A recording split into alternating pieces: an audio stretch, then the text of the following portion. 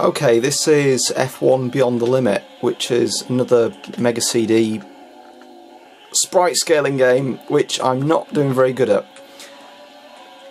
As you can see, it's quite visually impressive for the Mega CD, because it's like a bit like Super Monaco, but it's got this Mode 7 effect, and it's got sprite scaling as well, and all the things that I was waffling on in the last video, saying that the SNES couldn't do, because it's got proper sprite scaling, not just sprites that have different sizes. So it's got all this going on at the same time, but the frame rate's not great.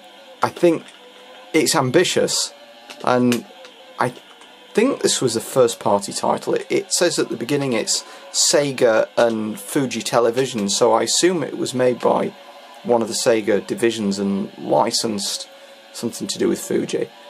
But the car, it just handles really weird in the way it corners, because it there's kind of like an elasticity with it, so with the weird frame rate everything kind of lunges, but it does look really, really nice, and the sprite scaling on it is really good. I mean, compared to Night Striker, where I was saying that the sprite scaling was really smooth but looked awful, this is the opposite. The sprites are really nice when they're scaling, but the frame rate's bad. So if you crash or you spin out, it's really hard to correct. I'm not sure how well this is going to come out on camera, because, well, it's low resolution, flickery, jerky, and I'm driving really erratically, which is how I roll, and it looks like I'm going to literally roll it. Yeah, this is painful to watch, because I don't know, it's like, yeah, like that. If the developers had have just sacrificed something like the draw distance, or just lowered the number of sprites and just made it a little bit smoother, it would have been a better game. I'm thinking back to games like F-Zero on the SNES. I know they're only doing the Mode 7 effect and there's no sprites, but they were really smooth, and that would have been brilliant. I didn't mean to go in the pits then. I couldn't see what I was doing. What? Bastard. So if you go in the pits, you lose. That's not good. I'll give it another go. One more go.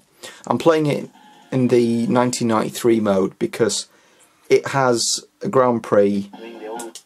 Yeah, some FMV.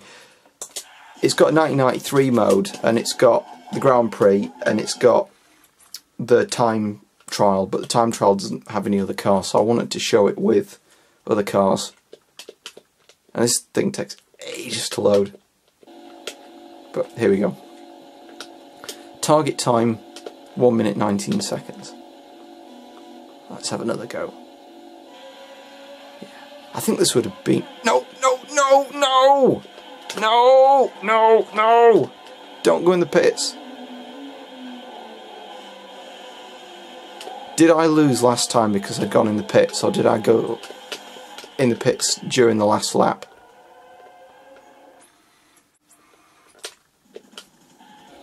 Right, one more go. This is the last go. Right, go. Okay, not in the pits. Yay. That's a good start. I don't get it. Why do you lose when you go in the pits? Unless it's because it's this 1993 mode, which... I don't know if it's like a semi-qualification. I don't know. But yeah, as I was going to say, before I screwed up badly, was this would have been a really good title to put on the 32X, because it clearly... Sega were trying to be ambitious with this kind of game, and it is ambitious because it's impressive. And I've got a few F1 games on the SNES which I'll have to look at later on that are kind of Mode 7, but they don't look as good as this. And the extra horsepower of the 32X would have been perfect for this game. but I'm not aware of any games like this on the 32X. You know, F1 driving games. So the only one I can think of is Virtual Racing.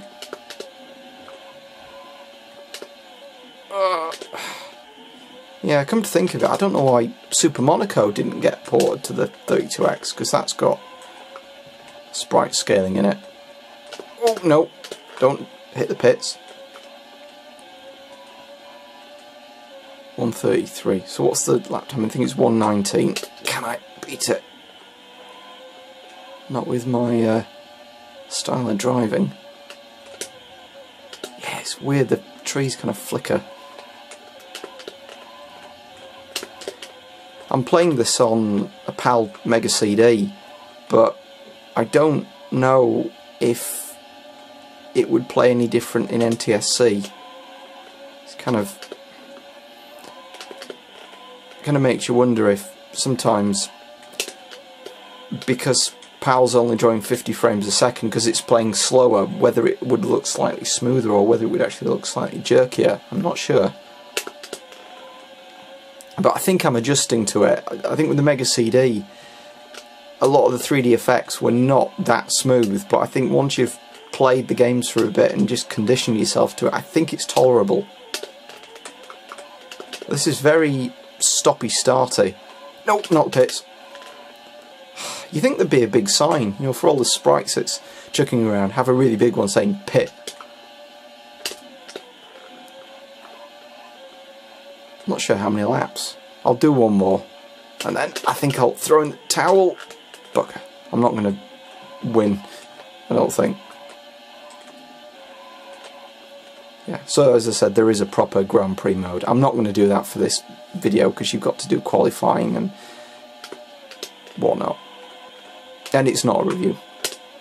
It's just no. I don't want to say that. I don't want to say what you think I'm going to say. It's a waffle, and me sort of having fun playing it.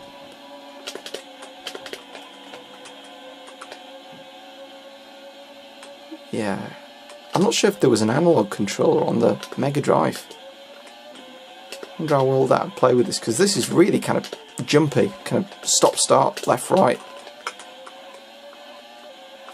Don't go in pits. Yeah, final lap. How well did I do? Loading. Come on. Come on. Oh, you lose. Right. That's it. That's it for the sprite scaling games. I can't really think of any others. I didn't look at Space Harrier on the Mega CD. No, it's a Mega CD 32X. But I've seen, you know, so many people do that video. I'm probably not going to bother. Oh yeah, FMV. I think I'll leave it there. So what I want to do, as I kind of hinted in the other video, I want to do a weekend waffle this weekend and just start off probably about 10 videos, and it's probably going to take me about 2 weeks just to go through them all, but I want to do them all on a theme as I did with the Toge games. So that's twice I've plugged that, so I better do it and better do a fairly good job. Right, so I'll leave it there. Thanks for watching.